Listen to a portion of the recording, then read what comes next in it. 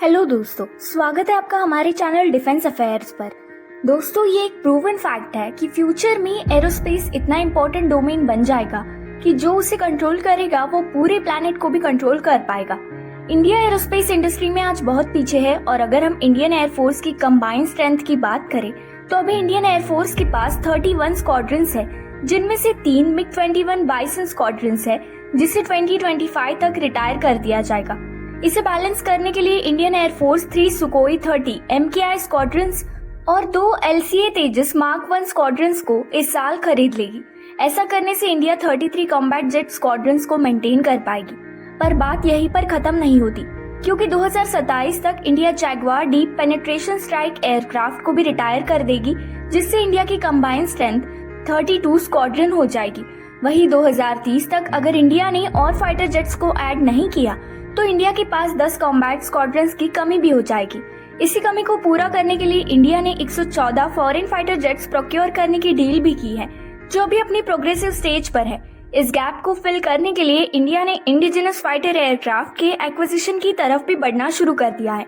पर यहाँ ये जानना जरूरी है कि इस तरह की टेक्नोलॉजी इंटेंसिव एयर पावर को रिप्लेसमेंट की जरूरत बहुत तेजी से होती है, क्योंकि इस तरह के एसेट्स बहुत जल्द खराब होने शुरू होते हैं। ग्लोबल पावर बनने के लिए इंडिया को इंडिजिनस एयरक्राफ्ट बहुत ही जल्द बनाने होंगे और चाइना इंडिया से इस कंपटीशन में बहुत ज्यादा आगे निकल गया है। इंडिया ने इस गैप को फिल करने के लिए लाइट कॉम्बैट एयरक्राफ्ट तेजस और एडवांस मीडियम कॉम्बैट एयरक्राफ्ट पर बहुत बड़ी दावेदारी लगाई है और इसीलिए इंडिया को इसकी कंटिन्यूअस प्रोग्रेस को मॉनिटर करना भी बहुत जरूरी है। जहां लाइट कॉम्बैट एयरक्राफ्ट को 4th जनरेशन कॉम्बैट की तरह बनाया जा रहा है, उसी तरह AMCA 5th generation fighter jet की तरह डेवलप किया जा रहा है।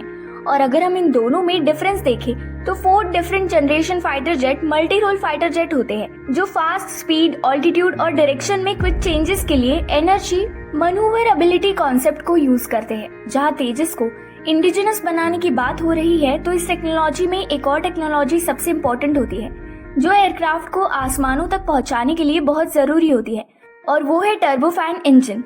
ये turbofan engine aerial combat vehicles को एटमॉस्फेरिक ग्लाइड और सुपर मनूवरेबिलिटी के लिए रिक्विजिट थ्रस्ट प्रोवाइड करती है। Defence Research and Development Organisation की गैस टरबाइन रिसर्च एस्टेब्लिशमेंट ने कावेरी प्रोजेक्ट को 1986 में शुरू किया था। और जहां तक बात लाइट कॉम्बैट एयरक्राफ्ट तेजस की है, तो इसके लिए टर्बोफैन इंजन को स्क्रैच से बनाया जा रहा है, जिससे इस एयरक्राफ्ट में इंडिजिनस कंटेंट का % ज्यादा होगा और फॉरेन कंटेंट कम। इस बारे में आपको क्या लगता है, जरूर बताइए। वीडियो को लाइक कीजिए और चैनल को सब्सक्राइब कीजिए।